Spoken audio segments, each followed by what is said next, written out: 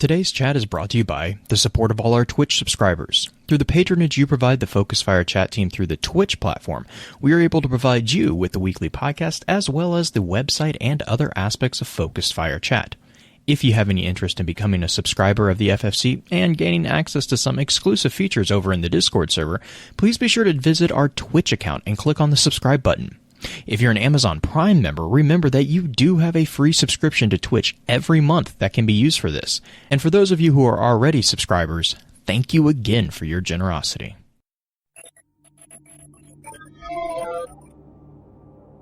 You may have heard the whispers of guardians gathering in the shadows, exploring the mysteries of this world and the worlds which surround us. We are all in search of truth.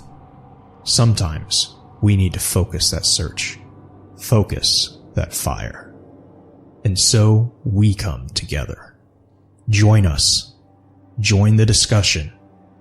Welcome to Focused Fire Chat.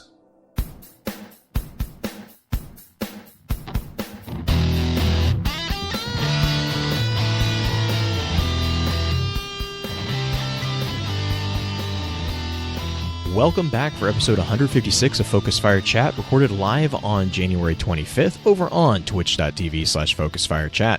As always, I want to give a big shout out to our live chat here with us tonight. Thank you so much for joining us once again.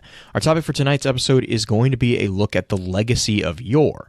But first, let's run through a quick introduction of those on the show for tonight. As always, this is your host, Blue Crew 86, and basically rounding out the usual team, we have our good buddy, the lore content cop himself, Beard Grizzly. Beard, how are you doing? Oh, I'm here, especially after today. I'm here.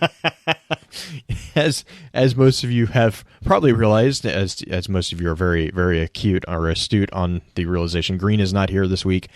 She is out because of a bridal shower in the family. I believe her sister is getting married, so she had to go back home and give support. I keep thinking that it's a bachelorette party, and she keeps reminding me that it's a bridal shower, so I keep thinking that it's a different type of party, but that's where my brain is. So yes, so we don't have a community question this week. We are going to be trying to figure out a time to jump on by the time you guys who are listening to the audio recording, which should be Monday morning if everything goes well. The drop of the new quest, The Draw, will be releasing on Tuesday, so it'll be quote-unquote tomorrow by the time you hear this. We are going to be trying to find a time for Green, Beard, and myself to sit down and either record during a game stream or record another episode over on Twitch for our kind of thoughts on what has been officially released at that point. As far as the lore entries, I believe we are expecting 2 books to come out, which are going to be Letters of the Renegade and Book of Unmaking. They have not been released yet, as far as I am aware, so we won't be discussing those, even though they are very, very relevant to tonight's topic. We're going to try to hold off on discussing those as much as possible, because they are not technically canon just yet, and so we try to respect that. I will say I am very excited for them to get dropped. If the version that I have is the version that we're getting, it's amazing, and I'm really excited to see where that goes as far as in game and also in the overall story.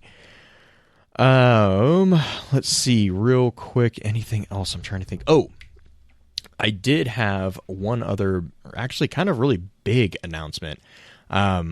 So as most of you in the Destiny community are probably aware, Guardian Radio has kind of taken a step back and has gone off air. The group is still definitely around.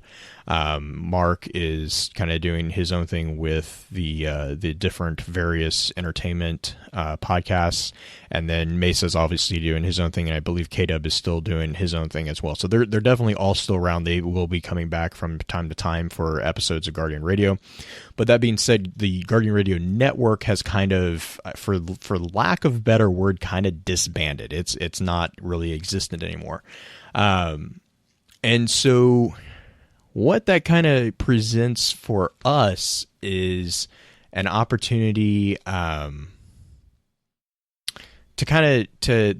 basically allows us an opportunity to move into a space that gives us the option or the opportunity to create a place for us and others who enjoy lore as a whole, to an area to grow as content creators. And so in that vein, what I have done with Green and a couple of the other creators who have already kind of been a part of what we have going on called the Lore Network, we have revamped the website of the Lore Network.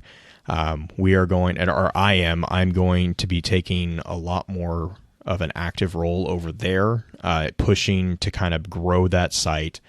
And what the Lore Network I really kind of want to see it is in the same vein that Focus Fire Chat has developed into really for lack of a better term, a safe spot for people from across the Destiny community to come together to discuss the Destiny lore. And, with the extra lore, we have definitely tried to we've dipped our toes in the water, if you will, on different content or different games. The Lore Network really is going to be a repository or a hub to help people not just find other creators, but also help creators find other creators, to kind of help build a community both for creators and for, an audience, as a way to help kind of showcase what's out there.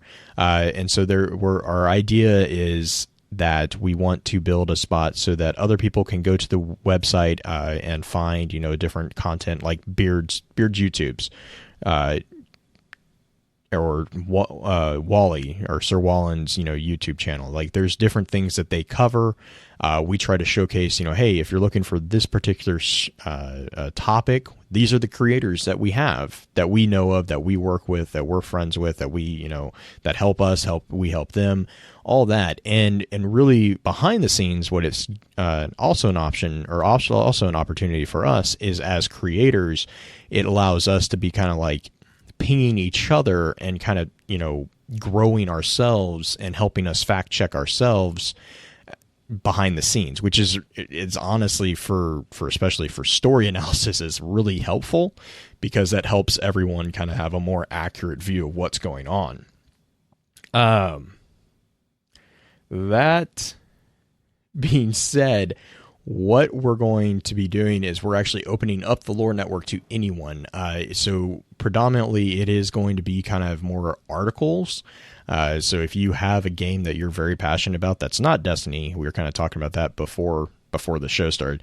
If you have a game that's really, or anything, if you have a movie like the Marvel Cinematic Universe, big deal right now. If you have stuff that you want to talk about that you don't really have a place to talk about it, and you want to put your thoughts in an article and have us host those articles, we will put them up and we will push them out to the audiences really that we have, because as we get more people in there as creators to kind of help each other as creators, that'll also obviously give us an opportunity to kind of showcase your guys' stuff as well, which is kind of what we were doing a little bit with the Focus Fire website.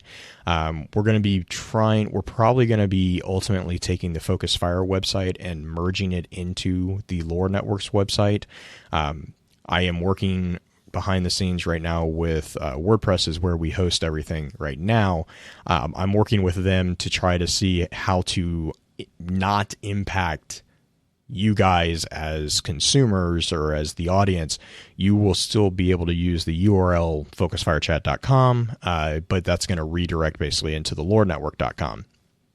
So basically, what I really want right now, what I'd really like to hear is if you guys can check out the lorenetwork.com. Let us know what your thoughts are on the website, the layout of the website, what you would like to see, what would make it easier for you to use. What would you actually, what would you care to see on that website? Because right now we have a really good foundation for it, but we want to know, for you guys, what is it that you are wanting to find? Would it be like, do you want like a more prominent Rolodex of content creators? Do you want more articles? Do you want more, what are you looking for? What can we do to help you find stuff that, you're looking for more easily? And that's for you as readers or as consumers of content. If you are out there and you want to get into content creation and you feel like there's, I don't have a platform to stand on or whatever, let us know, because we're also going to be trying to promote people and kind of help get people out there and get them started with their own thoughts and get them, a place to kind of talk about their thoughts about things as well. So definitely reach out to us. We are going to, I don't know if we're going to necessarily open up a new Discord server just yet. We're still kind of working out the mechanics of that, or the logistics of that particular piece. But it is in conversation right now. Right now, we're still doing most of what we are doing through the Focus Fire Discord at this moment. But, obviously we're all on Twitter. We're also obviously on Discord. So if you want to reach out there, and then obviously if you want to send us an email, we still have the focusfirechat@gmail address is the best place to get a hold of us if you want to email. So that all being said, we obviously don't have a community question this week because Green's out. We will be working on getting one for maybe the next episode. Next episode is going to be an extra lore episode, so it's not necessarily going to be something that we might get, but we might try to get. I might try to get something out for the draw review. But yeah, so with that all being said, let's jump through the intro notes real quick, and then Beard and I will get right into the topic. In our last episode of Focus Fire Chat, we discussed biases. If you ever miss an episode and would like to catch up, please be sure to check out focusfirechat.com for archives, articles, and links to the other aspects of Focus Fire Chat. If you don't mind, please rate and, if you can, review the show on iTunes, Podbean, or whichever podcasting app you use to enjoy podcasts. Reviews are extremely helpful as they not only let us know what we can do better, but help us stay up on the charts, which helps others find our amazing community. To those of you who have already taken the time to leave us a review, thank you. As many of you already know, Focus Fire Chat is a cross-community gathering where the intent is to offer a week-long, in-depth view of a particular subject from within the lore of Destiny and other games. This chat begins every Tuesday morning and runs until the following Tuesday, with topics decided by the group via a poll that begins every Friday and ends on the Tuesday morning of the new chat. Every Friday, at around 10 p.m. Central, we get together to stream a high-level summary of the previous week's chats for those who are unable to participate. If you're a fan of lore in all its various forms, be sure to also check out thelorenetwork.com, where you can find a wide variety of some amazing content that covers a number of different titles and mediums. Our next chat is going to be a discussion on January's extra lore topic, Halo. However, as always, please be sure to weigh in on the poll this weekend to let us know which topic you want to discuss after that. Links to that poll can be found on either Twitter @FocusFireChat or within our Discord server. Before we jump into the information and thoughts the community had about the Legacy of Yor, however, let's have a quick chat about this week's Lost Lore.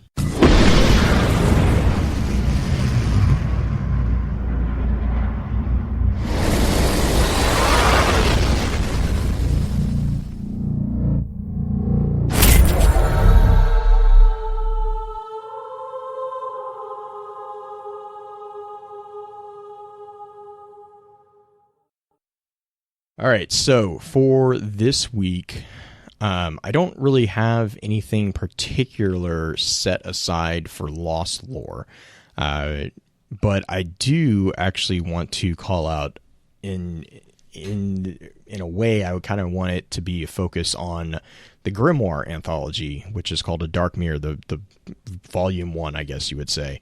There's a couple really kind of introductory summaries from the lore publication there that really are, they just spring to mind when we talk about this particular thing. And one of them is the introduction to A Book of Sorrow, and the summary is, it goes, quote, "What is this violent ritual, these tales of suffering where all ends in a feast of maggots and rot laid on a wormwood table for gods to feast on misery? But is not the light also served by savage sacrifice, accepted wounds, blood spilled in the dust of distant worlds? Life and death and life and death and life and death are locked in a battle that never ends. The cycle is the same. The pain is the same. We eliminate those who oppose the light. They annihilate those who do not worship the dark. In the end, only sorrow remains. So that's the summary or the introduction to A Book of Sorrow in the Grimoire Anthology of Dark Mirror. And really the reason I kind of wanted to call that out is because it does a great level of justice to the legacy of the man known to many of us as Dredgen Yor. The same heroic titan whose name is protected by not only the Vanguard and the Consensus, but by his own actions, really. And I know when I was... So if anything for Lost Lore, I want to call out again the fact that, yes, Dredgen Yor is a titan, not a hunter. That titan name was Rezel Azir. I was kind of just doing a litmus test, if you will, of Reddit for, any recent conversation about Dredgen Yor and the Shadows of Yor and all that. And apparently this is still a very contentious subject.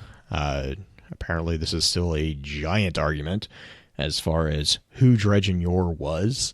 I don't really know why, but this is also where I insert the yeah, I don't really understand why, but yeah, so you say we got confirmation from the writer? You don't say.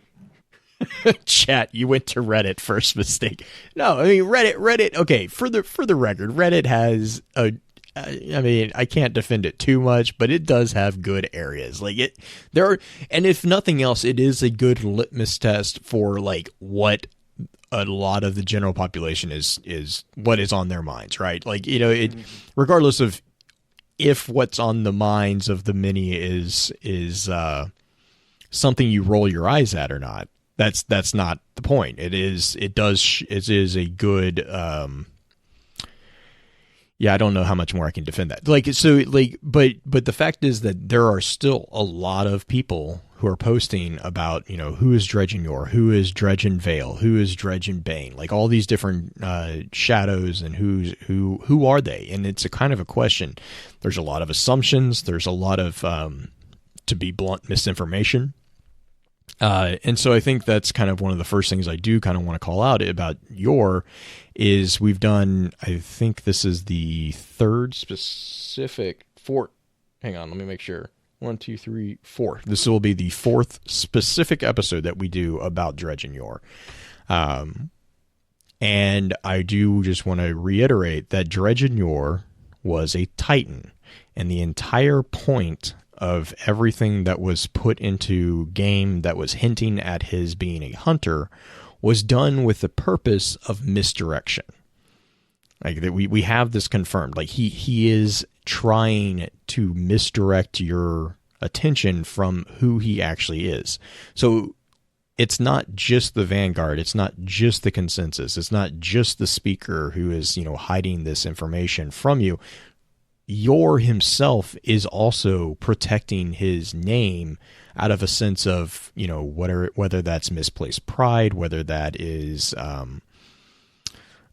hubris of some kind. There is a degree through which he views the name Rezel Azir as something of a light on the top of a hill, and it needs to stay that way.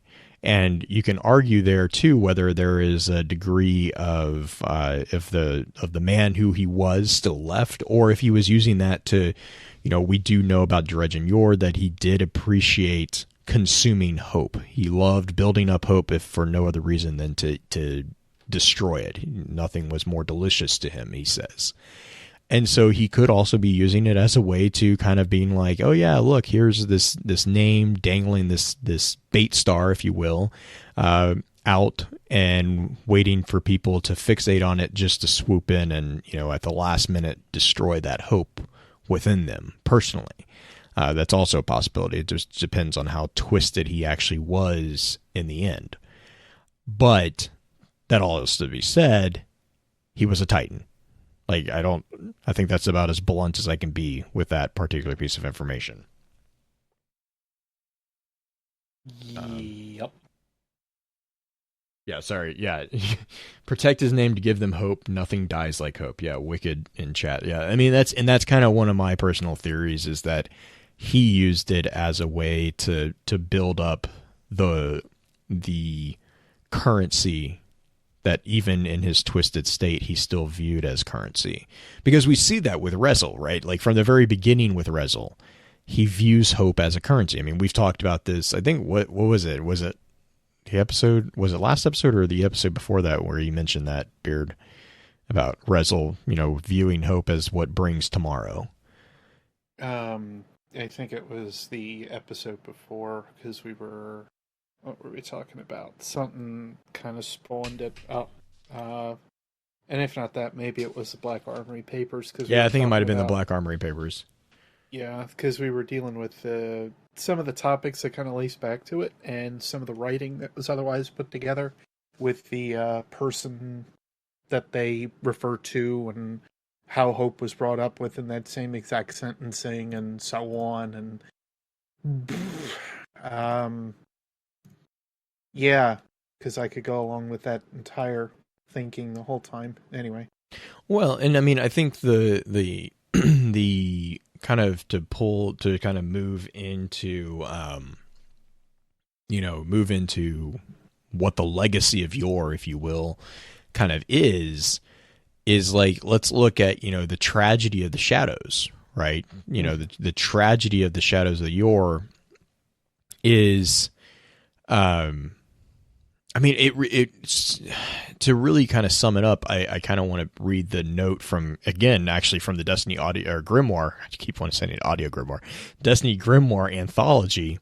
They have an excerpt that is from Callum. Now, I think this is one of those things that this is actually one of the new pieces of information that we get from the anthology. A lot of that printed anthology, to be fair, is information that we've already had, but it's just kind of reorganized, if you will, into kind of a more cohesive thing. Big shout out to Matt and the team over at Bungie for the compilation of that, because it does kind of direct your understanding of how it's to be read. And the excerpt, they have kind of like summary excerpts at the beginning of each chapter, really. And there's about, I think if I remember off the top of my head, there's 3 chapters, and this is the one that's called Shadows Beyond. And the Shadows Beyond excerpt says, "In the beginning, I towed the line. My ghost brought me up out of the long black, led me to a gun, told me I was a warrior. She said I was supposed to protect humanity. I told her I didn't see much reason in fighting for people who had never given one about me. She said I was special. I told her if that was true, she wouldn't have found my bones in the back end of nowhere. Didn't know who I'd been before she woke me up, but I knew enough to know I was no hero. Her rules didn't make much sense to me. I was supposed to do all the bleeding, all the dying. I was the one pulling the trigger. I was the one who couldn't close my eyes without seeing one of 1,000 things I'd rather forget. Nightmares that turned into horrors on planets that weren't my own, that turned into more nightmares. The rest didn't have to do anything but be saved. So I started thinking. Then I started reading. I'm no warlock, but it didn't take a warlock to track down the stories of the Risen who'd taken a hold of the dark and made it his own. The man who had gone down into the tunnels and burned down the horrors, took their remains and wore them like a king, stripped away the petals of the rose like broken shards. They say he fell to corruption, that he lost himself and had to be put down, that the man with the golden gun is the hero who saved the day. I don't believe it. I'm not the only one either. Not many of us left now, but we've walked in his dust. We know everything he ever did. We understand what you don't. He wasn't the demon the stories made him out to be. He was showing us the way. My ghost doesn't talk much these days. When she does, she calls me by my old name, Callum. I don't answer to that anymore." So, this is actually a really cool look at the situation that we see from the character that we kind of get introduced to when he dies. Our really only introduction to Callum up until this point has been a entry from, I believe it is oh god, I just blanked on it. It's Shadow on the, I think it's Shadow on the Wall, right? Yeah, there's that one that we see, and then also in the game when you're going for the Malfeasance quest, the climax to the Corrupted Strike, you actually apparently find this ghost that was Callum's, and you see you shadow. see Callum's shadow basically pasted on the wall like it was nuclear blast that just went off. And is that where we hear Callum's last name? In the strike? Because so. I could not find it in the entries, and I've seen a lot of people refer to it as Callum's soul, and I could not find it in the entries of it. So it's either so the two entries that we have Callum on right now in game are Shadow on a Wall and Artifacts and Old Friends. Both of these are from the Renegade, which a character named the Renegade, which a lot of people kind of are pretty accurately, I think, assuming is Shin. And this is Drifter's Gambit is the book that I was thinking here. And they're both labeled a Renegade's Observations of a Drifter. Shadow on the Wall really kind of sets the stage for what Beard was just explaining, but it's from Shin's perspective.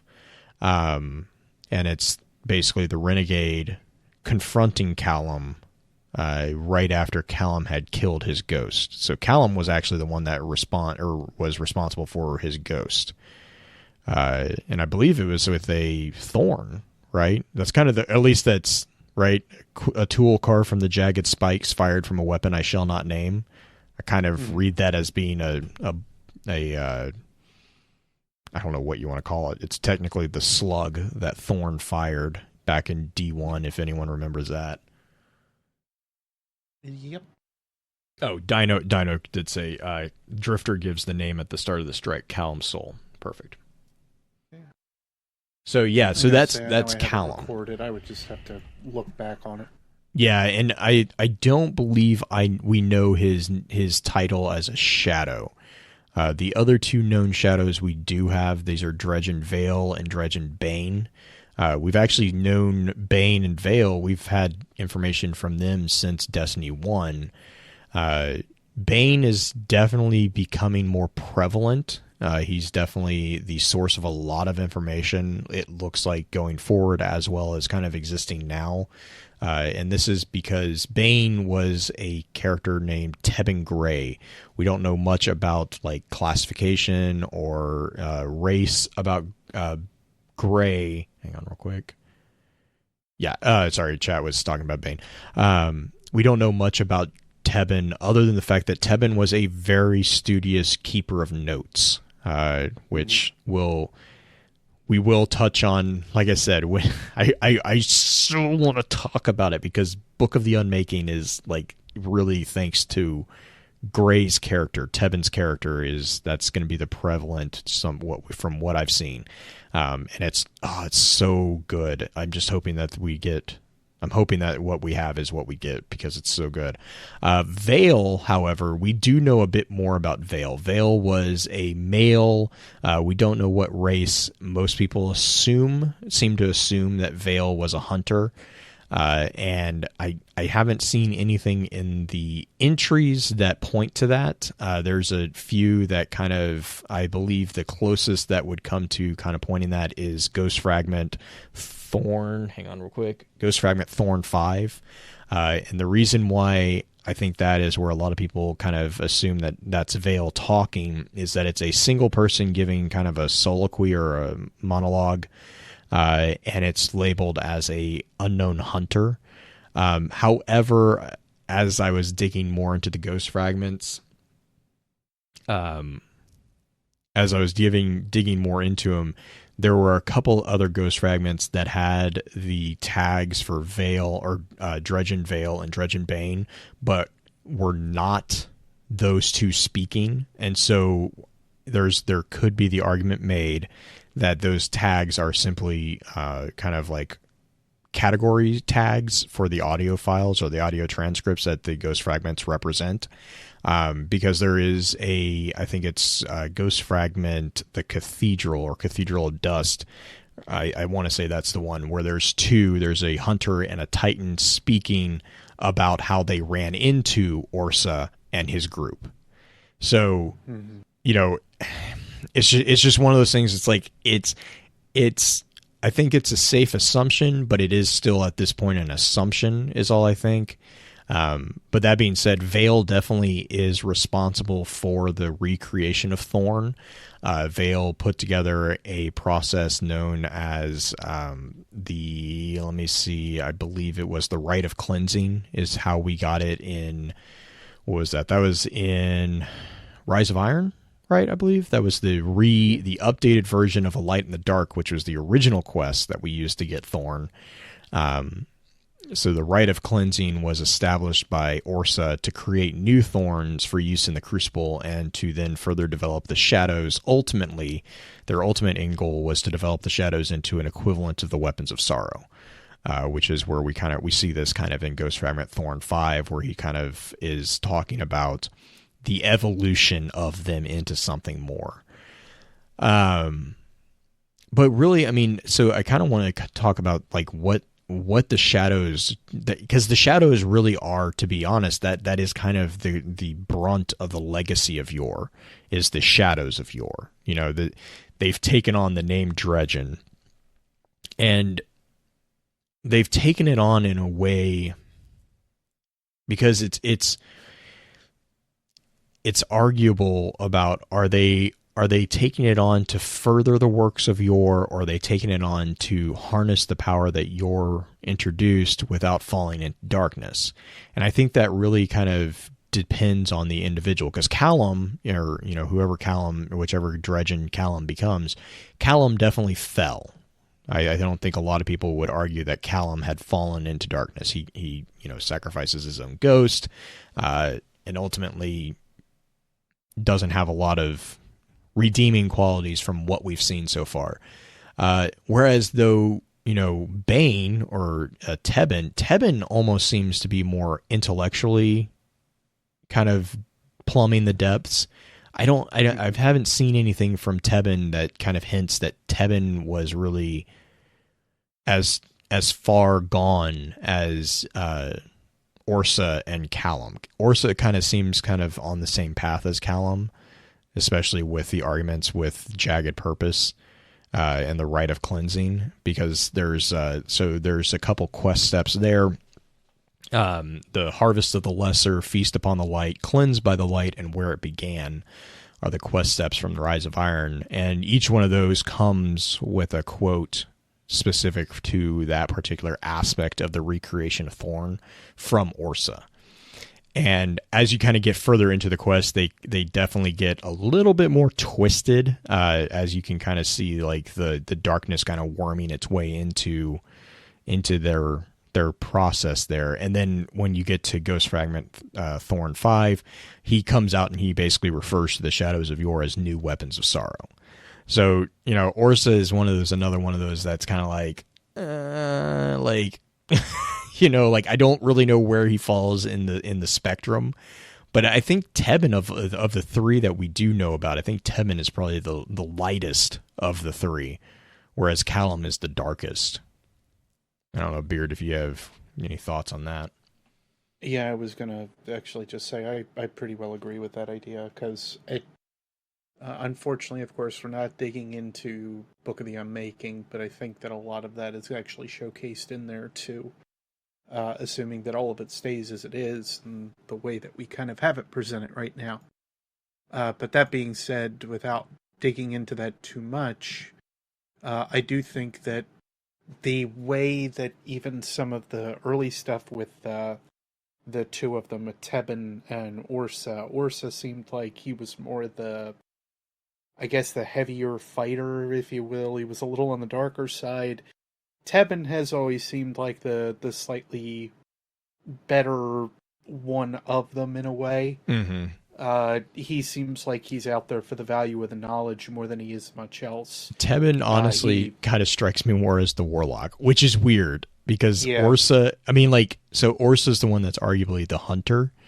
Tebben definitely seems, and you like, to me it's an interesting dynamic because of all the hunters and warlocks that we've seen in game, the warlocks have always been the ones that kind of go into the dark end. Like, like we have Toland, we have Osiris, arguably. They're kind of the ones that knowledge kind of drives them insane. Whereas Tebben's kind of, I don't know, from what we've seen so far with Tebben, he's not, or they are not 100% lost. I don't think that relating them to Toland or Osiris is the best option, though. Fair. Yeah, fair. I would almost like maybe Toland, yes, but that's for a different reason. Warlocks embrace the idea of what it is they are looking into. If we look at the Void, for instance, they respect and kind of understand the path that they're going down when they look at the Void. But even Toland himself has commented on the Sunsinger and the path that presented for him previously as well. So Toland understands both sides of how the inner workings of it kind of goes. I would almost relate it back to somebody like Pajari or Ulantan. They actually think back a little bit more on like the heavier philosophies, if you will, of how either death works or how the symmetry works, and all of these either deal with light and dark a little bit more. They're more the understandings of where they are. Meanwhile, to me, that makes the most sense of where like the path and the order may go. For instance, just basing it off of that idea alone, Callum to me might be the Titan. He's the one that uses the power but doesn't fully understand it, if you will. You're right. Yeah. It's the same thing as like what they talk about with the way that Disintegrate works on the Titan Defender out of D1, which is still one of my favorite descriptions. Yeah, they basically they use the same powers of the Void as what Warlocks do when they use Lifesteal, but they put it on the outside of themselves instead of taking that life force into them. What do you think happens? Yeah, I love that card. But then you end up having, I would almost say that Orso would be the hunter, again, based on this assumption line of thinking, because they're afraid of the Void. They don't necessarily want to grab the bow, they don't necessarily want to work with it much, but after they start to kind of taste it, they start to be a little bit more okay with that idea. And I know I'm comparing everything to the Void, and that is obviously, of course, what we are not going down, but it's the dark power, or an assumed dark power, if you will, from what we know of within the universe, or kind of like a borderline idea. But that's, again, to me, kind of like where I'm sort of going with it. And then, to get back to what I was talking about earlier, I would figure that Tebben would be the Warlock, because that is effectively where you have somebody that understands what it is that they're looking into, and they respect it, and for respecting it, they are basically kind of masking or protecting themselves a little bit more. In quick relation, I think about people that hunt ghosts. As ghost hunters, you go ahead and try to protect yourself with the, as I say, armor of God and whatnot. It's the same kind of idea to kind of wrap it all together. Just to say, I understand where this is going, I understand what the implications of this may be, but how you understand it and how you approach it, of course, can drastically vary in how that difference in mannerism may fold. But anyway, that's where I'm kind of at with that. I think we might have an instance where we have all three classes available to us, barring the Drifter and how that may end up going. But and that's again, I will leave those thoughts alone. Well, but I mean, I think that is a good kind of segue into talking about the Drifter a little bit too, because I've seen this also brought up is like, so one of the prevalent theories, again, kind of going back to Reddit, rip sanity, if you want to go down this rabbit hole, is that the Drifter, apparently there's this theory, I don't agree with it, but I'm going to bring it to the light of day to kind of, let's see how it holds water. There's apparently a group that view the Drifter as Dredgen Vale. Which, okay, I mean, to give it credit here, I have my own theory about who the Drifter is. I It don't. ain't that. It's not. I don't think it's Vale. But I can see where that connection is made on a high level. I definitely can see that. Because the idea that Drifter is kind of the organizer and handing out titles of Dredgen with Gambit. He talks about his crew, which was, very arguably, if not specifically Shadows, very closely affiliated with Shadows. He is known by the Drifter's Gambit lore entries, as well as some of his own statements, to have formerly run with Shadows. And with the Malfeasant quest, we kind of learned that he actually does have a target on Shin's back a little bit as well. Now, that all being said, I think it goes back to the question, though, and Beard, I'm going to kind of ask you this to hear your thoughts. Do you think the Drifter is a Shadow? Or do you think that he is just affiliated with the Shadow and is using them to serve his own needs? Without giving too much of my theory away? Oh, that's tough. Do you? He is affiliated with the Shadows. Like that part, I think. I think that's without question. Fair. That's there. But do you think that he is actually a Dredgen, or do you think that he is something else? I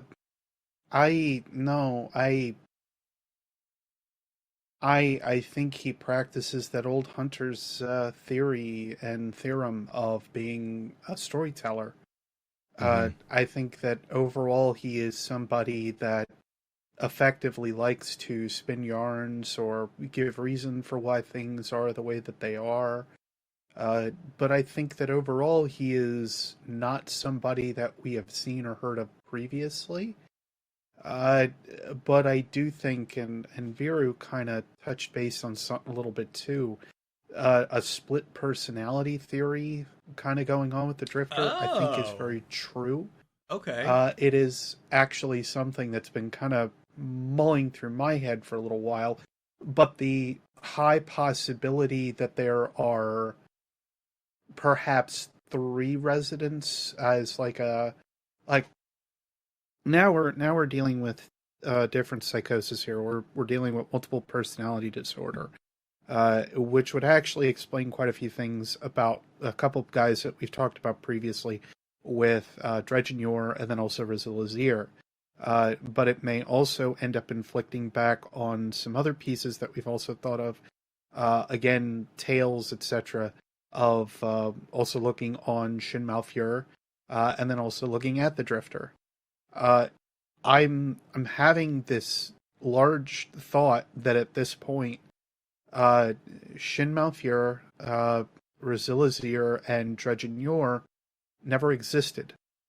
The events that may have created the Thorn could have possibly existed, or this weapon may have existed previously that was recovered from some dark means. I mean, quite frankly, we look at the Necrocosm. Necrocosm was built from hive magic. We don't necessarily know that the entire origins of of Thorn come directly from that. There are tales and stories and mythos and bias that presents itself in this regard, and that's where this theory kind of presents itself. We see it from one or two perspectives. And that's where I'm wondering if they didn't turn everything over for the Drifter to effectively have him be more like this, he's dropping personalities or is able to put them underneath for a while, where Dredgen Yor is effectively shut down, if you will, by Shin Malfeasant, but Shin Malfeasant is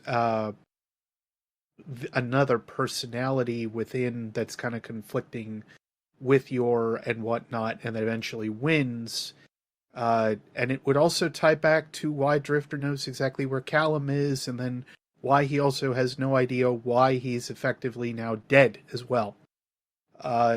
There's just several things that just don't make a lot of sense that are actually tying back to this different occupational idea of like multiple personality disorder or otherwise.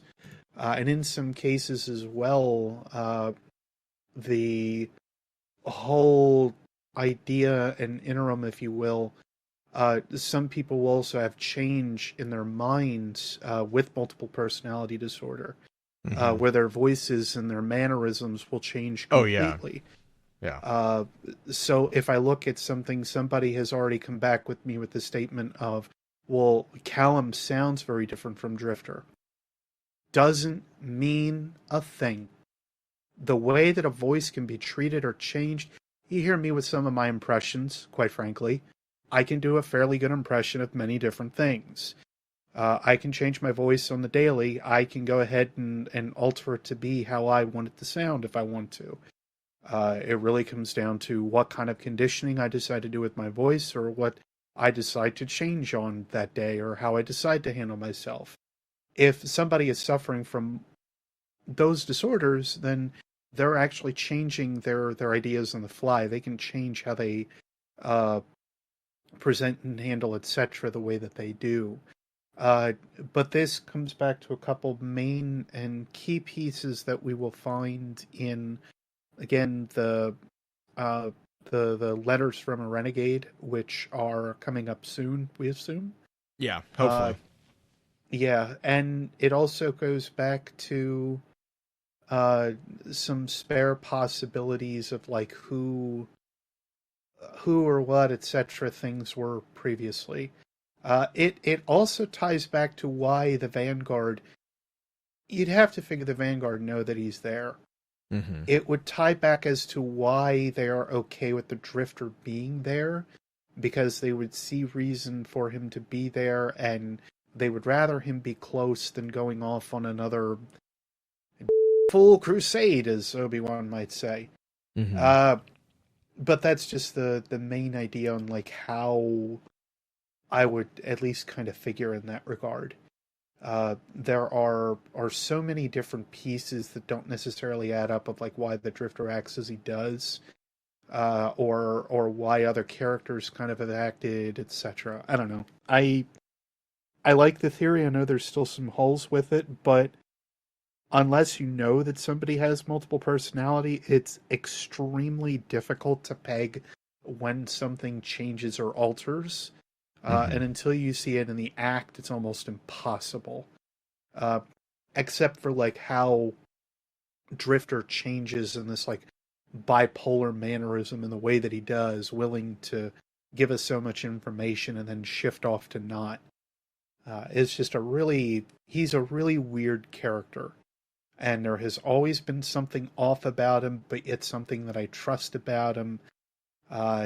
I think that would just be a really good like rabble point, just to kind of bring it all together and be like, yeah, it's because he started all of these tales that ended up having some layer in fact, or how the legend began and so on. And that's why they were exemplified and blown up to the portion and point that they kind of were. And why now the shadows are looking back into who Yor was, and how he's not really a monster like so many indicate. It was a way for Shin, or the alter ego, if you will, of anything the Drifter might have had to try to bury it all together. I can really just kind of keep going with all of this, but there are plenty of things that you can argue back with me on, and I completely understand it. But I'm starting to I'm really wondering just how far off it goes.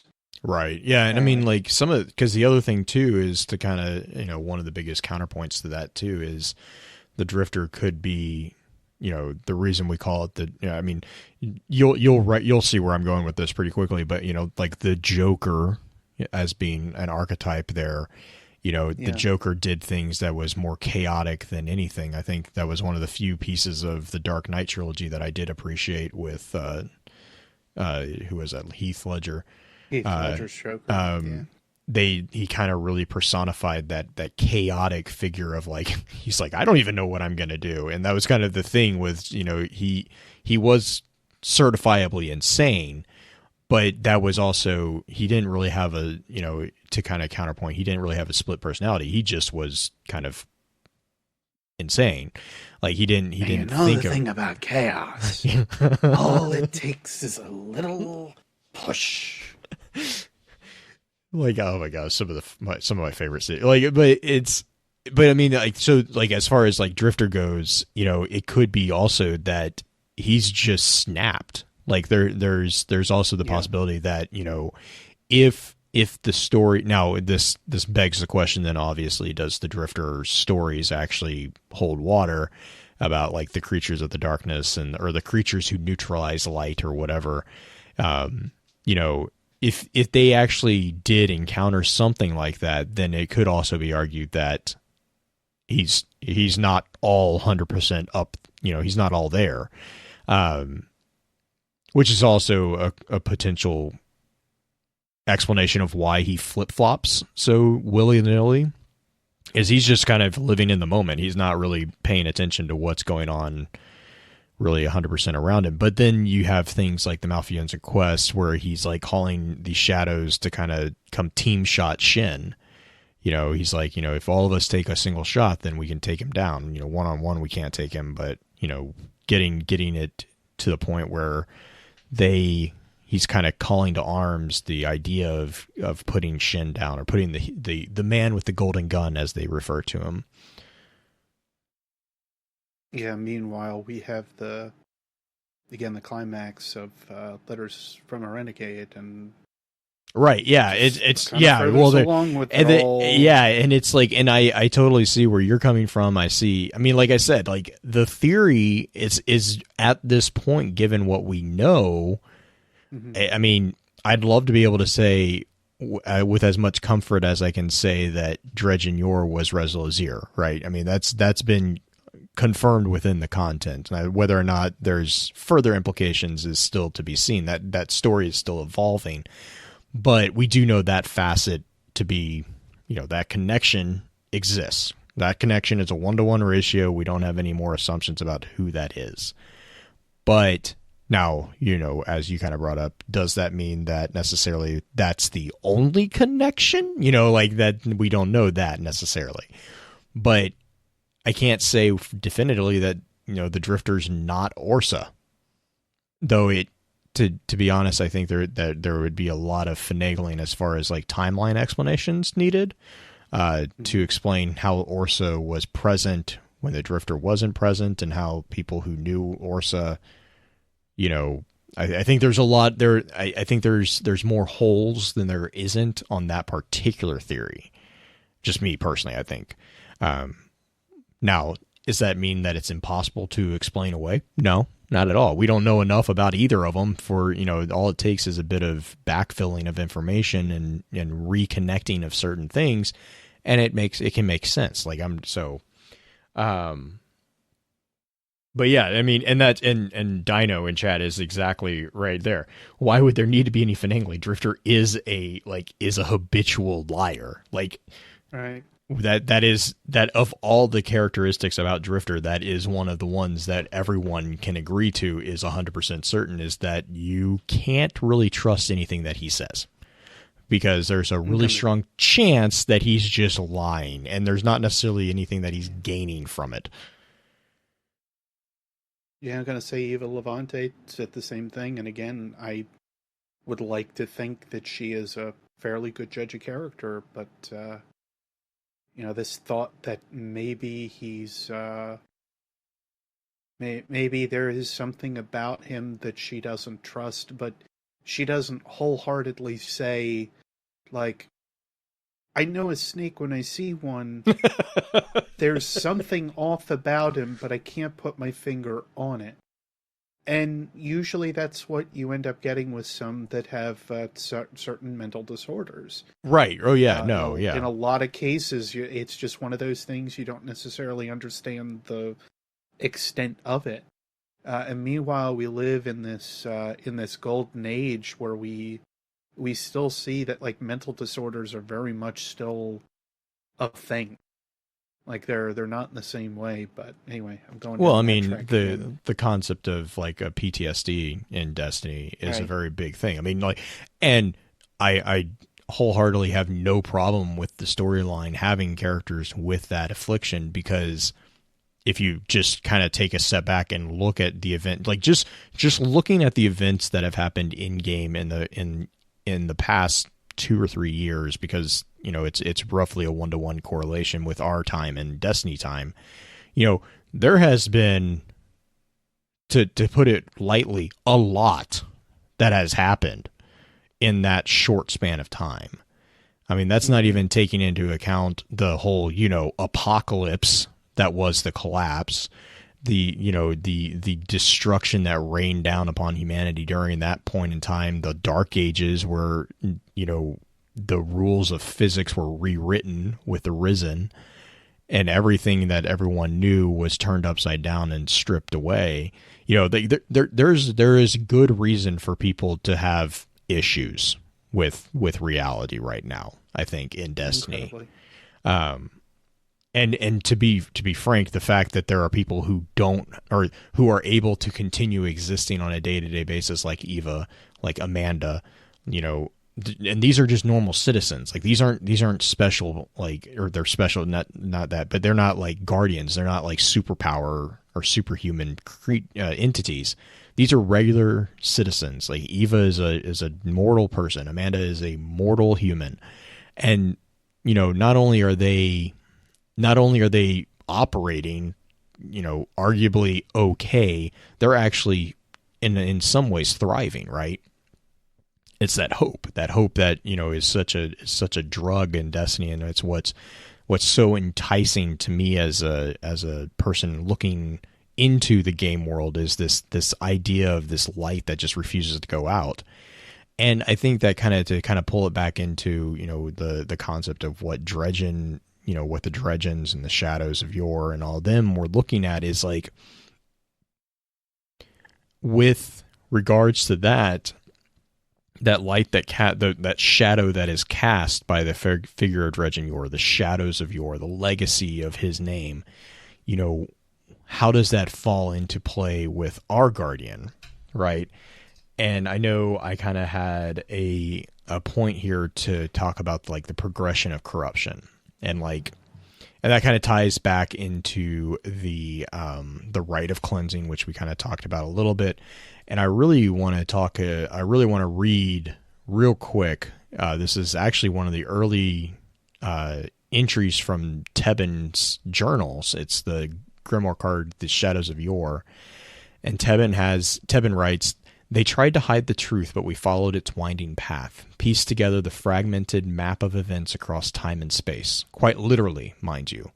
From Traveler's Shadow to the dark corridors beneath the moon, and the long, harrowing journey back again. From the sickness inflicted upon the Crucible to the breaking of light on the red sands. From a forgotten settlement in the west to the horrors of North Channel and Velar. From the wilds of the Breaklands to the hateful cold of Durga. Finally, then, to Dwindler's Ridge, where darkness met pure angry fire. We've traced Yor's steps from beginning to end and back again. We've studied his reign, the terror he seeded, the violence he wrought as if free of conscience, only to discover a true and terrible thing. He was not simply the monster the legends claim him to be. Though in finding this truth, we've come to understand the desire to build an armor of false narrative around all he'd done, all he'd become. Yet that understanding, our understanding of the need to control Yor's mythology, should not be seen as agreement on the matter. Quite the opposite, actually. When viewed as he truly was, not as he is imagined, we challenge the known mythologized depiction of the man who was Dredgen Yor. In our estimation, the monster so many see was, in fact, the best of us, his sacrifice total, his vile means meant to carve a greater end. They hide this truth because they fear the consequences of those who would dare follow in his footsteps, to tempt the darkness, to allow one's light to be tainted. Few could walk that ledge and not fall completely into despair. And while theories exist to support or contradict the purity of the gift we wield, Yor's life offers a glimpse into unexplored possibility. Orsa agrees. He also believes, as I do, that there is a manner in which we may be able to replicate Yor's damnation while avoiding the same heavy toll. We will surely be judged for what it is we are about to achieve, and there will surely come a time when the lone gunman will want words, or worse.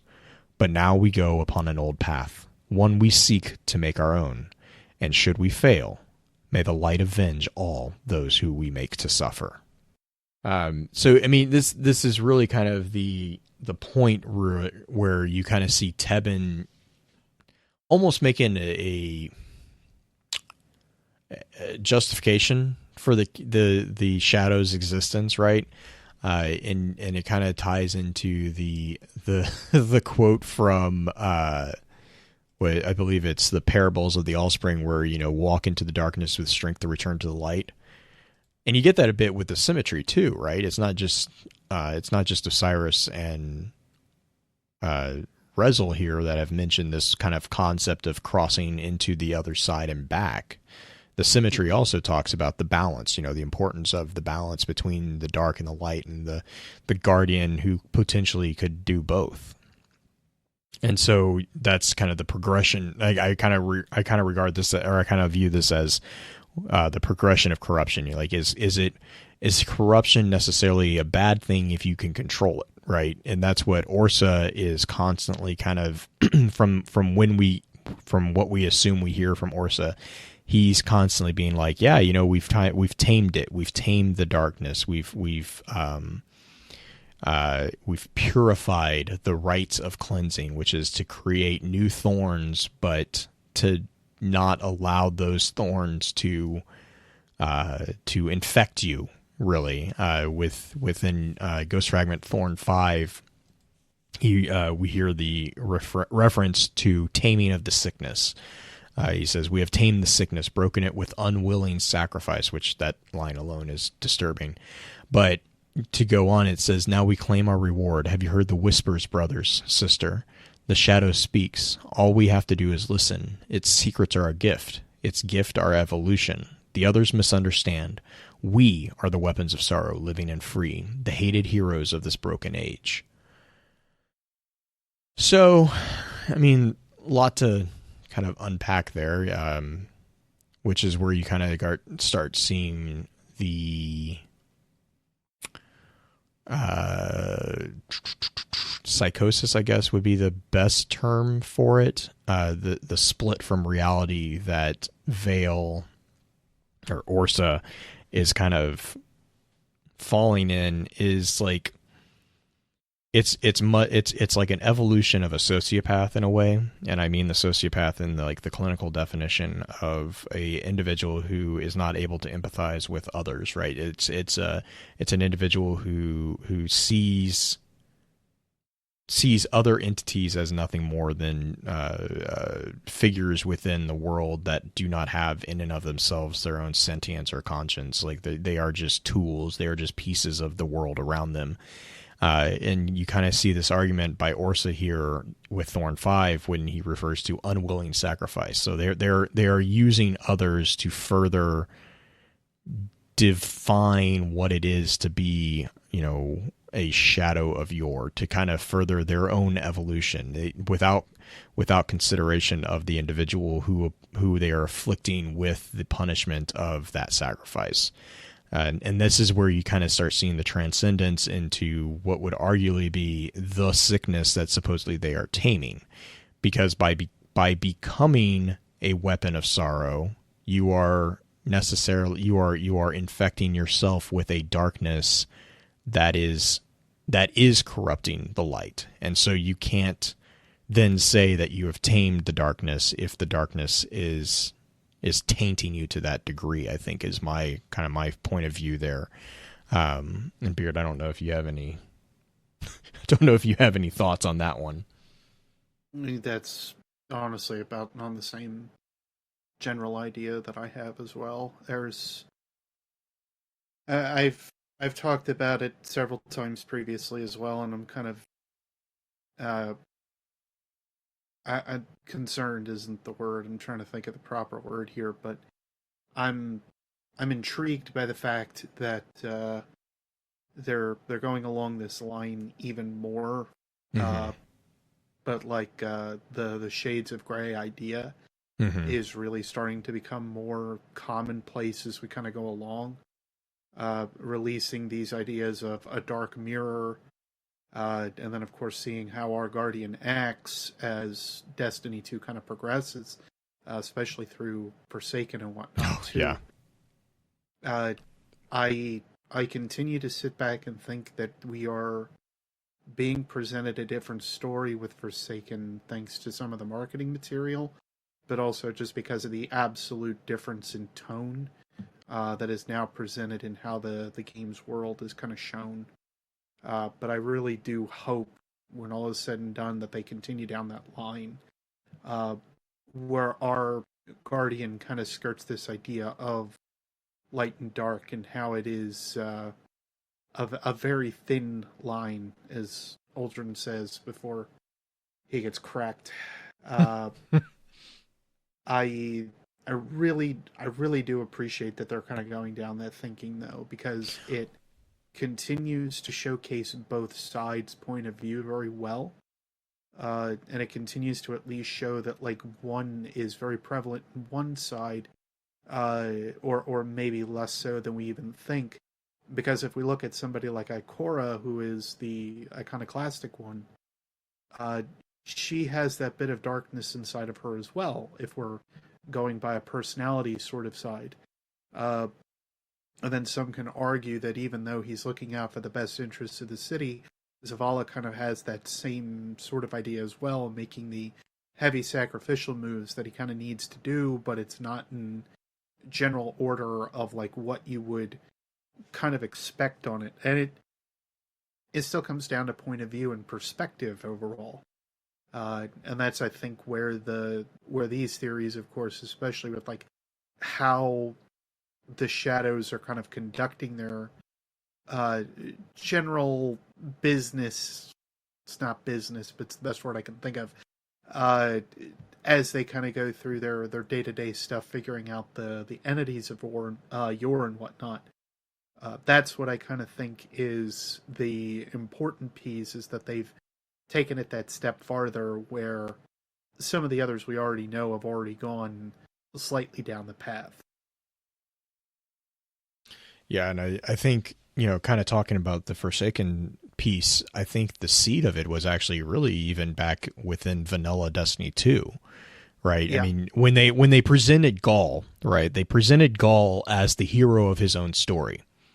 And Beard, I know you're going to kind of agree with this, but the best villains are the ones who are heroes in their own story, because that means there's depth.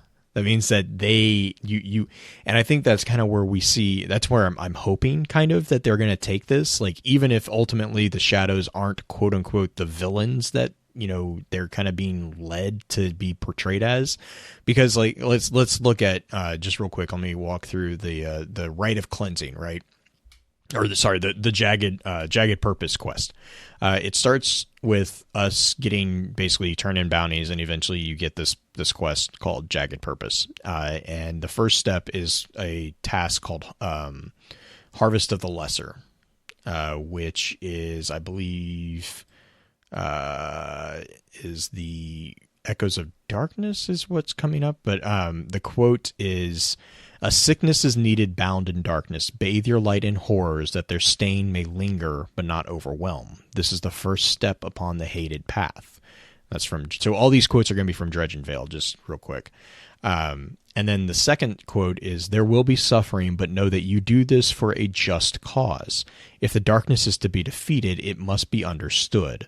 The void will siphon that which the weapon needs, and the weapon will feast." And then we get the next one is, "Willful death and destruction leads to the dimming of one's light. Those who walk this path must cleanse themselves or succumb to the shadow's influence." And then finally, "The sickness is seated. Claim the ashen bone of the unwed from their resting place. Bind them to your cannon that the disease may take hold and your jagged thorns be set." So you see right here, even in those four quotes, there's definitely darkness, right? There's definitely that dark corrosion. There's that dark influence. But then there's that one step there where it's like cleansed by the light. It's like, what is this? Cleansed by the light, literally you can, and this is back in Destiny 1, so keep that in mind too, but you literally consumed motes of light to quote, cleanse yourself and the weapon. So this is similar to the original Light in the Darkness quest, where we actually took the original frame, or the thorn frame, to the speaker and did similar thing. Like, they basically force fed this weapon, which is kind of been presented as a to a degree sentient thing. They force fed it motes of light to cleanse it from the darkness that it had been feasting upon with the death of guardians and other creatures. And then ultimately you again, in the same vein as a Light in the Dark with Jagged Purpose, you have to go to the summoning pits, which is also where they renamed Fogoth, which was kind of a point of contention for me. But, you had to go and you had to face down Yor, who is the corruptor of Rezel, from the, I believe it was, which one was it? I just blanked on the card that it was. It was one of the Rezel, I think it was like the third Rezel Yor card. Rosenbone? No, Rosenbone is the ship, right? Yeah, that's the ship. That's the ship. Okay. Anyways, I think it's like the third card in the Rezel Yor story. But so like Yor is like the unwed, basically, who corrupts Rezel. And then you have to defeat that that wizard. It's a wizard in the summoning pits. You have to defeat it, and once you defeat her, you get Thorn, and hey, everyone is happy, right? But we see here that even here you have that kind of that dynamic perspective that what they are doing is they're sacrificing people in the short term to save them in the long term, I guess, is the most concise way of kind of explaining what I'm understanding them to be trying to justify what they're doing here. Is like, because they start out with Ghost Fragment Thorn 5, and they're like, yeah, we performed unwilling sacrifice. Okay, so the term unwilling sacrifice is like a huge point of contention for me, because that there's no good way to use that term. I can't think of a way of like, hey, we need some unwilling sacrifices. That by definition means that you're not going to agree with whatever I'm about to give or whatever I'm about to do to you, right? I mean, like, you just can't do that. Thank you, Dino. Legend of Mysteries Rezel Yor is the one with Yor. So like there's in order to do this quote tamed infection, you have to, I don't know. For me, it's a moral thing. It's the age old argument: does the end justify the means? Right. I think the Shadows have the argument that the end does justify the means. And the problem here is that that's all great and good, but when the means requires the sacrifice of a person, that's a problem. And that is when you have to think long and hard about what exactly it is that you're trying to do, because I think from like a philosophical standpoint, from a moral standpoint, that begs the question: does the end justify the means? Are you justified? Is anyone justified in sacrificing another living creature in order to quote unquote arbitrarily quote unquote save a species? Like at what point does that sacrifice become acceptable, and what point does it become unacceptable? And I know this is kind of a thin ice topic that can really easily transition into real world, which is, I think, also where it's so intriguing to me from my perspective, is because this is something that I know people struggle with. Like in reality, this is a concept that people struggle with. It's old age debate, if you will. And Yeah. one, of course, that you can go back to if you're a Star Trek fan very easily. The needs of the many versus the needs of the few. Right. And yeah, exactly. And again, yeah, because where does the balance exist between the needs of the many and the needs of the individual? What is more sacred, right? Is there a tipping point? And this is something that throughout the history, throughout documented philosophical debates, it's been an argument from both sides. There's always going to be an argument from one side or the other. And, in modern world, you have the debate over the death penalty. We have, here in America, there's like the pro-life, pro-choice debate. I'm not going to weigh in on that, but I mean, these are modern examples. In more historical times, you have military situations. Beard, you're one of your favorite authors, Sun Tzu. Like this is strategy. Like, at what point does the sacrifice of a squad, is that justified to save an army? Like who is fit to make those determinations?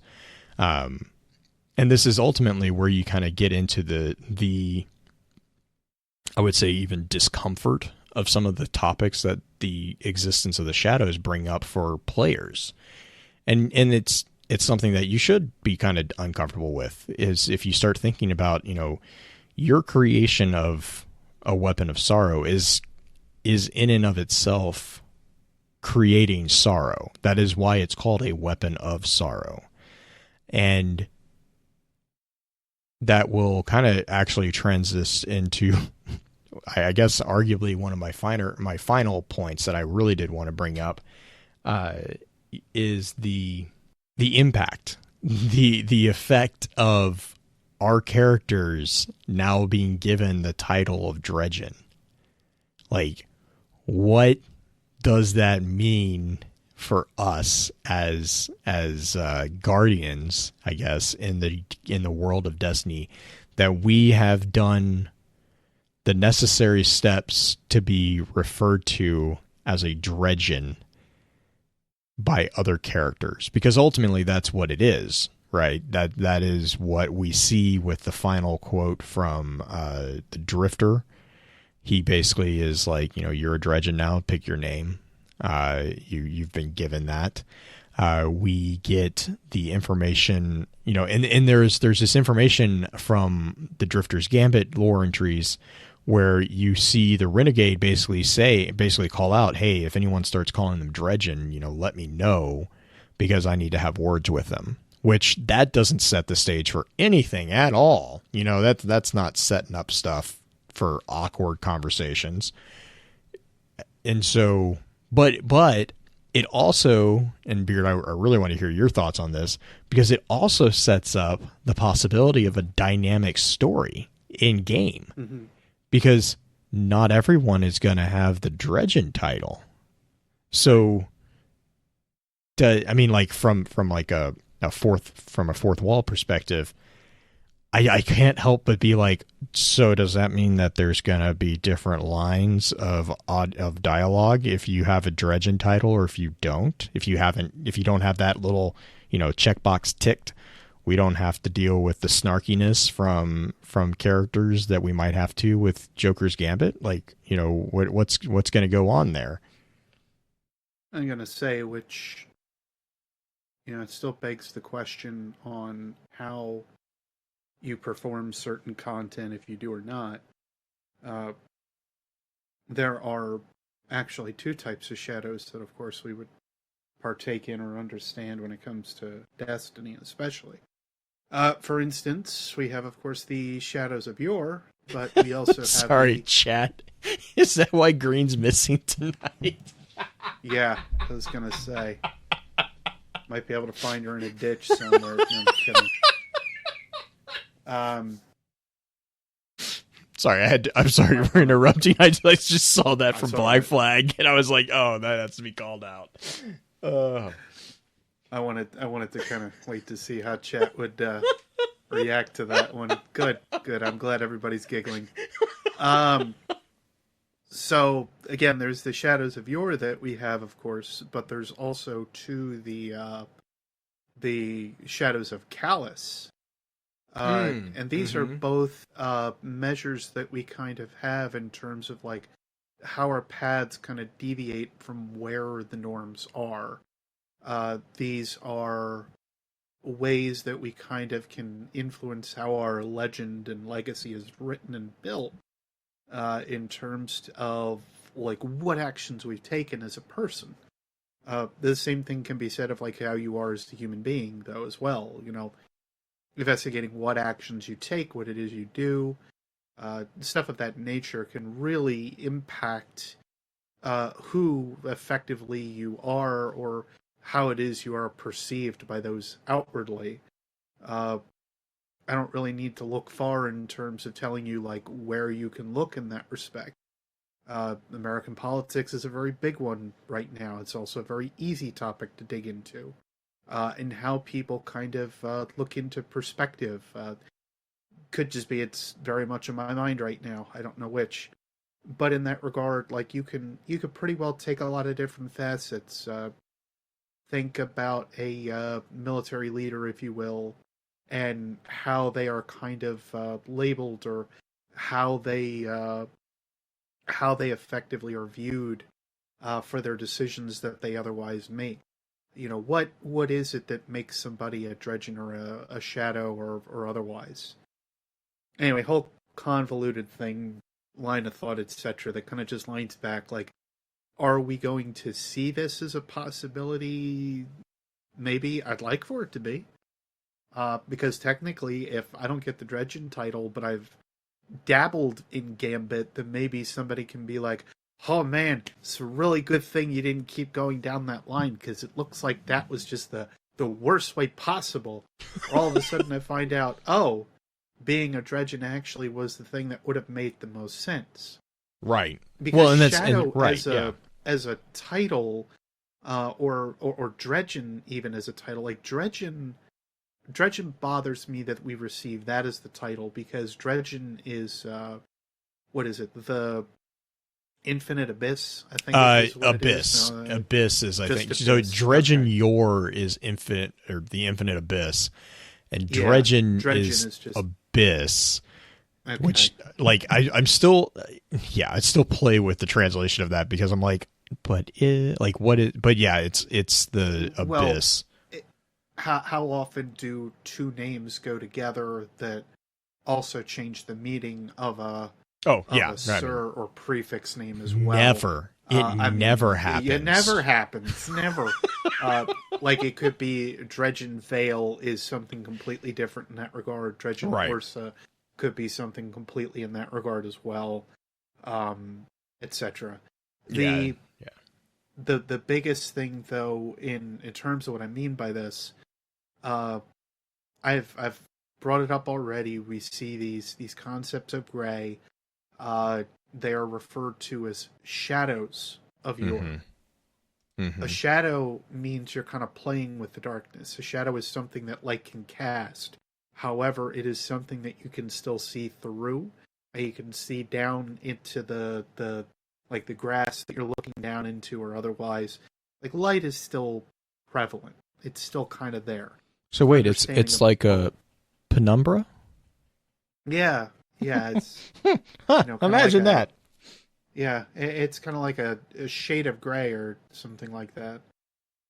But that's where I kind of wanted to bring it. Like these ideas and how we have presented ourselves as guardians and whatnot, I'm certainly interested to see where they kind of go. The gathering of shadows can also be a completely different aspect, especially considering there isn't just one Dredgen per this moment, as it seems. There are multiple viewpoints that seem to be culminating from all of them, just so on. That's where I kind of would like to see that we do something different, but with how dark all of the newer content is, that seems like it's coming down the line with Joker's Wild and Penumbra, And then, of course, still looking into the Dreaming City and our impact on Forsaken, it's kind of silly to sit back and think that Black Armory was probably the most light-worthy endeavor that I think we've had since what we had seen with the base campaign of Destiny 2, or arguably with Rise of Iron. Black Armory was probably one of the more... It's of course listed into weapons, but the city and foundries focus so heavily on equipment that it doesn't surprise me. It's just interesting how that all seems to flip, but yet it's the one that absolutely reflects the idea of black in its name, indicating something of darkness or something related to it.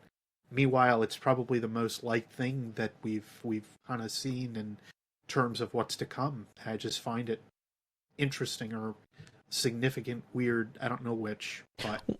Well, and the other thing too that I just find interesting about, the concept of the Shadows of Yor, kind of going back to that real quick, is that from the get-go, Dredgen Yor described himself as the sole forebearer and last descendant of the name Yor, the first and only of his family. Yet now we have, we kind of, it's to me interesting because like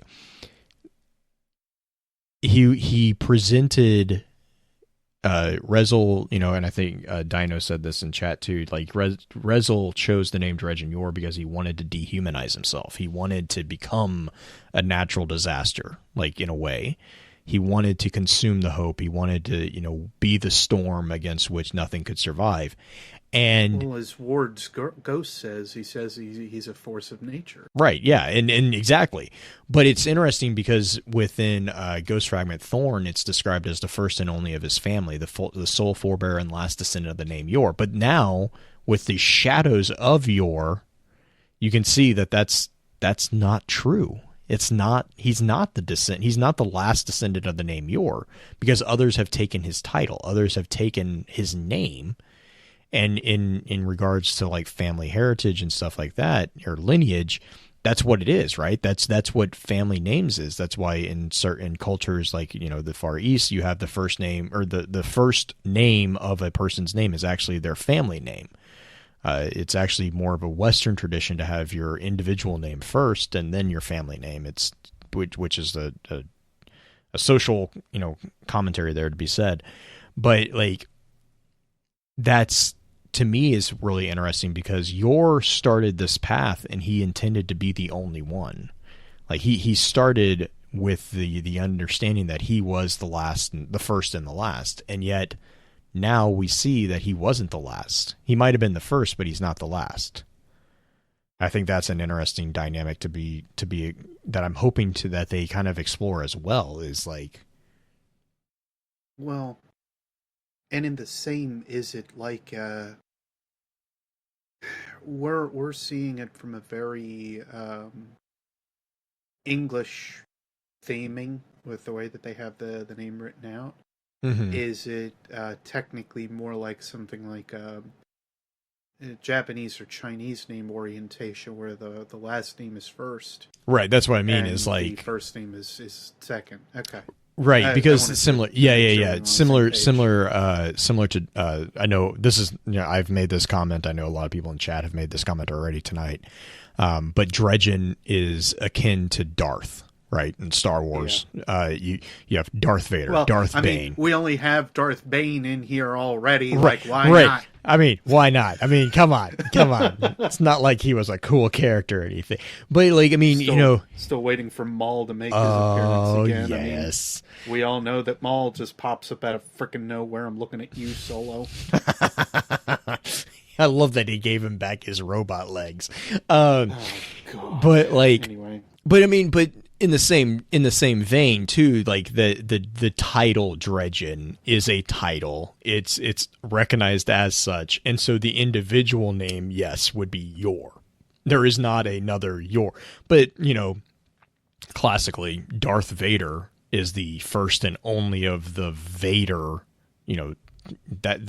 they take those individual titles to individualize themselves, but they then also are only referred to as Darth, Vader, Darth Bane, Darth Maul. Same here, Dredgen Yor, Dredgen Vale, Dredgen Bane. Like, so there is a family in the sense that they are allied through the first term, but then there is the individual, which I think is where you were kind of saying is like the more Eastern,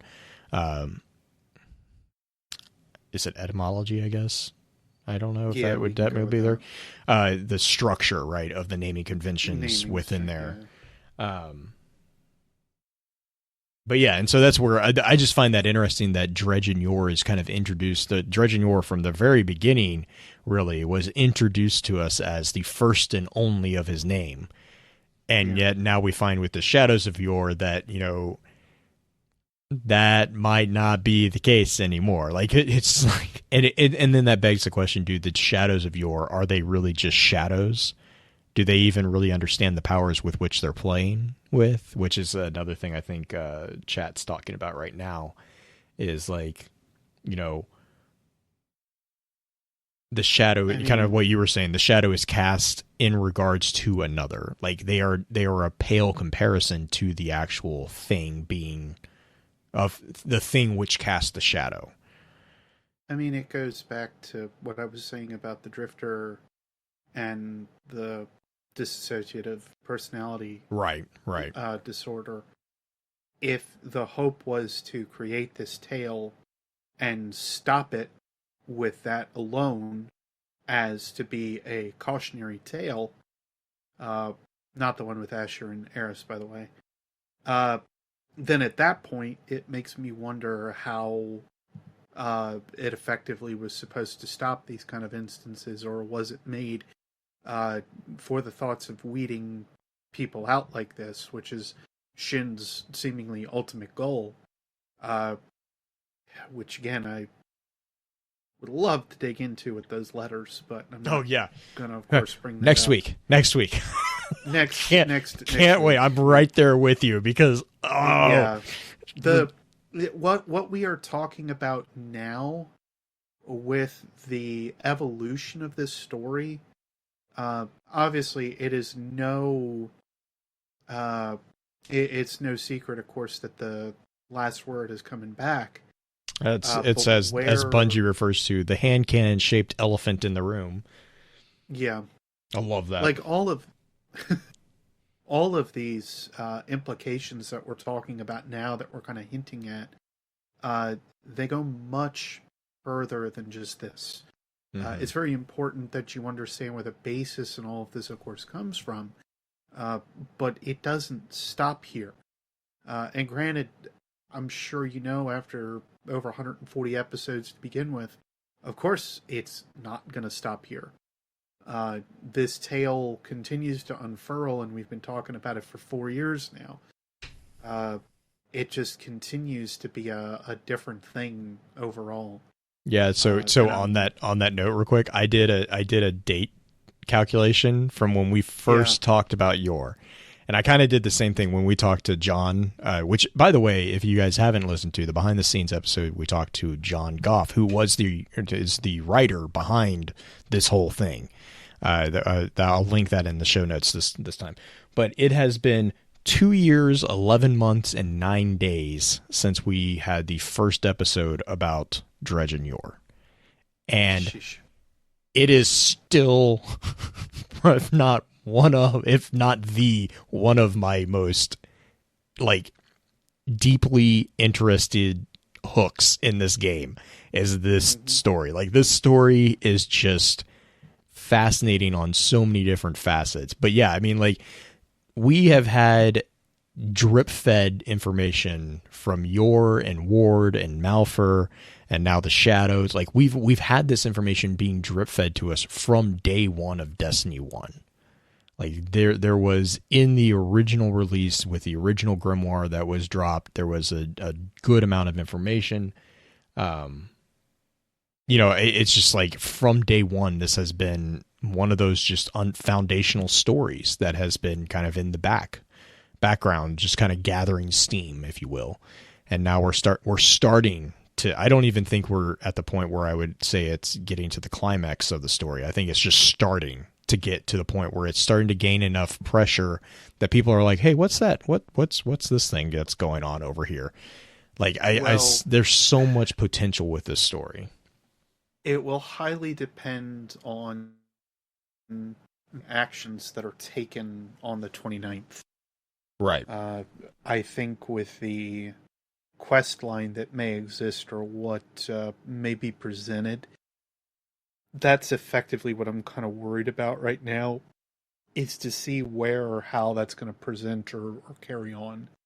Right. And that's a true, I'm trying to curb my expectations too, because I know, to be fair to developers, for gameplay purposes, there is only so much you can do, right? You know, you can definitely do a lot more in text than you can within the game world, I guess, that you interact with. So right. There's a fine balance there as well, for sure. Well, and considering that, I know for some this is the way that they would have effectively not like to see this all played out, but everything that we have heard about and read about with the Shadows of Yor, with Shin Malphur, Razilazir, etc., all of these characters have effectively been written out on pieces of paper or otherwise. We have never actually fully seen any of the implications that may have cropped up from them, save for possibly now, of course, with the Drifter, and definitely with almost full confirmation with Callum. But even then, we are hearing those events in post more than we are actually seeing the events play out entirely. I know for some that's kind of a disappointing moment where they're not able to actually see things go on. But for me, that's where it's pretty well always been and how it's always been. And I almost would prefer that they leave it like that, just so it doesn't kind of break the way that the standard has been going. Because granted, it does completely play into the theory that I have going on anyway. Well, and then, that's just a story and a tale, if that is their effective nature that they're looking for. That's true. Yeah, that's a valid point. There's also the fear. I think I kind of get the feeling that I know a lot of people that we talk to. This is a very close to the heart story for a lot of people. Like, the story of Thorn and the Last Word within the lore community is something that for a good amount of people got hooked to Destiny because of this story. This story is the crux of the reason that a lot of people got involved. I know we talked about this with Purple last week. I know Pins, he this is a huge thing for him. And so I think there's also that slight nervousness, whenever you say, this is my favorite book and they're making a movie, what's going to go, that's going to go perfectly. That always works out the best. Does. It always is perfectly translated into a movie. The Hobbit was a perfectly translated film. What? Set Black Tower? That went from, oh yeah, totally. No, it was a perfect trilogy that absolutely needed to be made from one of the most concise and interesting Hobbit books, or Lord of the Rings books that Tolkien ever wrote.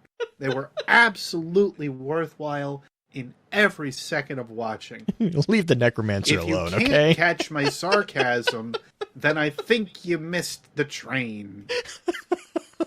But I think that might be where some of the nervousness. I mean, because I missed that option. I'm sorry. I mean, I think as far as like some of the apprehension that I'm at least sensing is so. I mean, all you have to do is look at the contentious response that the idea that the identity of Razilazir and Dredgen Yor creates. Like, just, right. I mean, like I said at the top of the show, it's still apparently a debate. like which I find kind of fascinating, but I mean, or not fascinating, but I don't know, like infuriating. Yeah, infuriating. I think because I mean what I mean by that is that there are still a lot of players who refuse to think of Dredgen as anything other than a hunter. And while I can see where that misconception is being stemmed from, I totally get that. We do have additional information that has been given to us that does confirm that was an entirely cognizant misdirect, not just on the part of the writers, but actually of Yor himself. Like that character specifically created those misdirections to further people off from or those were created to kind of lure people away from the truth of his story, right? Even in the game, we have to be cognizant of false trails of rabbit holes, as chat's talking about right now. So, yeah, that nervousness going into this next week, I think, is going to be. I do want to reiterate. Hold it. Hold the expectations a little bit, and just wait and see how it goes. Because translating what has been in text into gameplay, it's a tough thing to do. And I don't want people to get. I just don't want people to get upset and be like, this is just terrible. It's like, it's just, it's translating the storytelling into a slightly different medium. Something might get lost in translation. That doesn't necessarily mean it's always going to be lost, because we can always get retranslations later. Is all I'm saying. Yep. Either that or good old fashioned clarification. Yeah. Yeah. Because one thing to always remember about this story to begin with, and I will always effectively bring it up, the idea of canon. We've talked about Star Wars on this episode enough, so I may as well talk about that a little bit more. Mm-hmm. Canon for Star Wars had to be written out, signed and sealed pretty well in triplicate by any and all that have been involved in the main projects to ensure that the accuracy was written and was listed there. Anything past this would effectively be called a retcon. Because now, instead of just having a writing bed, if you will, or a writing from a main scheme that they're following, now they have a set lore involved. To my knowledge, that's never been done with Destiny. And when all is said and done, that effectively means that this story is being presented from the writers in a lot of different perspectives and ways that they're presenting themselves. So there is no set in stone way that things are supposed to work. As we know, the darkness was effectively not written out, but not told to us at the moment. Mm-hmm. They didn't want to really dig into that story or tale all that much. I would argue to say that we're kind of getting into that the further that we kind of go, but it's taken a while for us to get there, is basically how that all kind of stems and plays and changes. But it's just to stress the point, anything that we may say on here is subject to alter or change. Same with anything that anybody else may say. This is why it is a theory and not a factorum, which really isn't the proper word for it, but I say it often enough, like the theory of relativity is a theory because there may still be ways to disprove it or change it. And that's basically how the writers are kind of operating as well in their same kind of assumptive play, if you will. They're still working off of what they have and kind of just building and changing it. Maybe eventually there will be something that will have a written out, signed and sealed in triplicate instance where suddenly Destiny has a full-fledged understood lore on where it's supposed to go.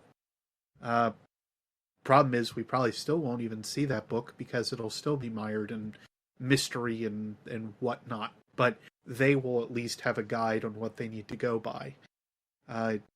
with so many different things that have happened with the story over the last several years, I do not see Destiny as anything more of like a passion or fan project that's being written by several different people.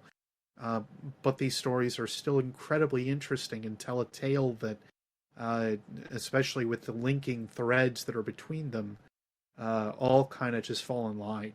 So for me, that's where I just wanted to kind of stress like how the stories and tales and so on that we listen to or talk about here, they're all subject to change no matter what we present or what we talk about.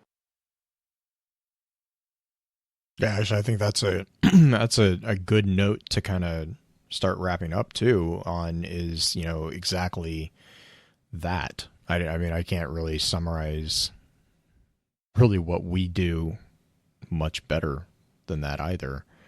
I feel like I've done this now like twice or three times in a row. I don't mean to. No. I mean, it's just I'm gonna let you just lead the charge on the segue into shoutouts. That's entirely okay. You're much better at than I am. But like, I mean, right, and yeah, and chat right now we're talking about the split personality theory, and so it's just like, yeah. But the I agree 100%. Like at the end of the day, this is our interpretation of a story, which it's artistic representation, right? It's I bring to the table my experiences and I understand things through my bias. I don't expect anyone else to necessarily have the same point of view as I do, but I think I find it silly to be upset, I guess would be the best term for it. I don't get people who get bent out of shape about people having different opinions, especially about something like a video game. Like that, like I can understand getting bent out of shape about stuff, like real life events, like totally understand that. But events within a game, I think Beard, you've made these comments a couple times. It's like, it's a game. Like, my opinion of what is happening, my opinion and theories are flavored definitely by my own personal, theories and my personal opinions about things. But at the end of the day, what I see as good evil within the Dredgen Yor story is definitely like, I like when we were talking about the Jagged Purpose quest, definitely have an opinion on, like, if you couldn't tell by the rant of the unwilling sacrifice, definitely have an opinion on if this is an okay thing or not. But as far as where the writers take it, that's where, I mean, that's like getting mad at an author for putting putting a twist in a book that you didn't see coming, right? It's just, I don't know. I find that a little silly. What a twist!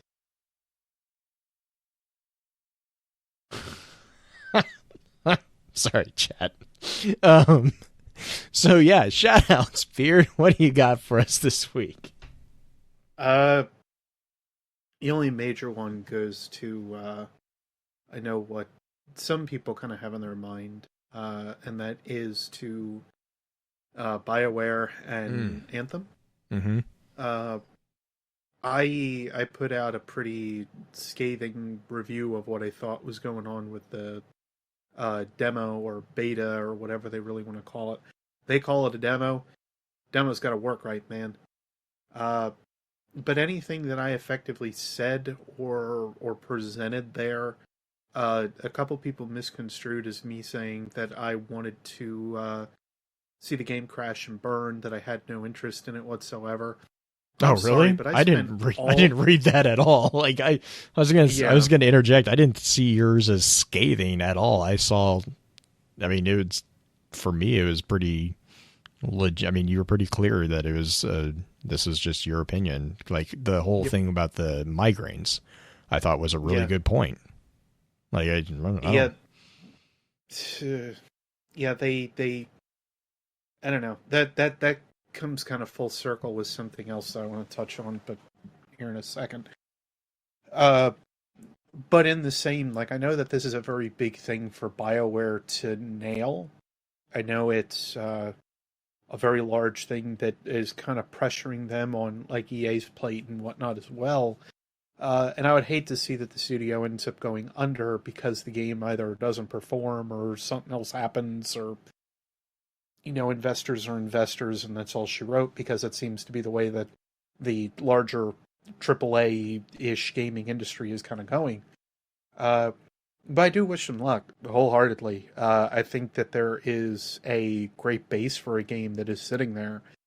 It was the thing I said about Destiny 1 when that was around, and why I think now that Forsaken has kind of branched into allowing for Destiny to be its own thing finally, kind of like what it was with Taken King, but now even more so. There's plenty of rooms for improvement for all angles and ends, but there's only so much you can do. And you have to kind of say, even as like a creator, I have to do the same thing, where I have to say when something is good enough. And eventually I have to say I might have to come back to this theory in 3 months when we get in some more information on a topic, etc. But that's why I specifically state that this is back towards BioWare and Anthem, however, because I think that both EA and Activision have kind of shown that their money sides are a little too showy right now. And there has to be this balance of give where they allow for a developer to still create the passion project or the art that they're looking to create. Otherwise, you really do take that level completely out. I've been seeing more things from like Devolver Digital lately that are very interesting. I've been seeing a couple things even up on like the indie showcase that Nintendo's been doing with the Switch. That's been phenomenal. And all these different games that seem like they have like minimum to no backing or are crowd-funded. Heck, I'm still looking at Shovel Knight and the fact that they're still making content for that game, and I came out how many years ago. It's just to say that I hope that this is the project that they really want to see of it. And I think that overall, I really hope that they do well as things kind of progress on. But they have definitely done I think like visually, I think they've done very well, save for like some of the color palettes that I think that they chose where things just feel really bland in some cases. But the concept is there, and I would love to see it flourish.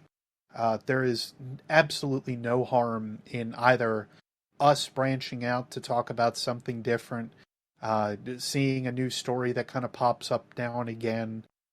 There is no harm in another game performing well or doing well to bridge this idea of competition and make sure that people stay on their toes. That's why I think a lot of times people say, oh yeah, it's this killer, just to make sure that more basically like pops up or more competition kind of spreads out and does more, etc. The MMO space is very volatile in that regard too. Well, but to be fair, it always has been, right? Well, World of Warcraft really held the mantle for a long time. But yeah, but if we count before that and now that like WoW's down to like I think 2, 3, or 4 million, I forget exactly what now. Which is still still an immense amount of. It's still. I mean, it's still just pause and think about that number. Oh yeah. Well, the fact that they like capped, I think it was like 12.5 million, and now they're down to about a quarter of that. But still, it's like they probably have enough proceeds from all the sub fees that they had to carry that entire thing on for the next 20 years, and they would be entirely fine. Anyway, I being sarcastic, facetious in that regard, anyway, as it is. My previous point, though, kind of goes back to like how that some of the messages were apparently received by some through my tweet thread. I know I haven't been making content, but the fact that some people have been taking those words as me being like, I don't want the company to do well, this comes down to either reading too far into something or you thinking that one notion is one way or another. It's not what I meant by it whatsoever, and by the end of the day, I ended up saying, hey, try the game out for yourself. It really wasn't for me for this go-around, but, it might be for you, so give it a shot. It's free anyway. Mm-hmm. But it also ties back to what have happened in a couple of things with theories that I've presented on Twitter. Worst place to do so, because it's 240 characters. Unfortunately, I don't have, enough room that I could be look at these 6 different things that I'm trying to link back to in 240 characters. It doesn't work. But the whole idea is having a little fun with it versus thinking so heavily into it. And some have gotten so laser focused on how proper a theory is instead of just having fun with it anymore. I've said that I feel the wonder is gone from some people within the community. I have said that the fun is gone from some people in the community. Just take a step back and realize it's a game, please. I don't want to sound like I'm white knighting for anything, but please just do yourselves a favor. If that's your mindset, take a step back and breathe and remember it's a game. If I have any advice for you for the week, that's it. Right. Anyway, that's what I wanted to at least kind of bring those up. There's a lot of stuff that's been happening this year already. Not all of it necessarily good, but a lot of stuff that's been happening that I know for some people it's set them off in different directions that they probably shouldn't go. But everybody's just in hard times right now, or at least from what it seems like for me. So just take a step back and breathe for a second and just think about what it is you might say before you say it. That's all. Yep. And that being said, we're going to run through an outro, and then we'll probably stay for a bit of an after show. With that, we'll begin to wrap the chat up. Thank you again to those over on Twitch for coming to spend your evening with us. If you'd like to join us for the live streaming of the episodes, please be sure to give us a follow over on twitch.tv/focusedfirechat. Links to all our episode archives can also be found at www.focusedfirechat.com.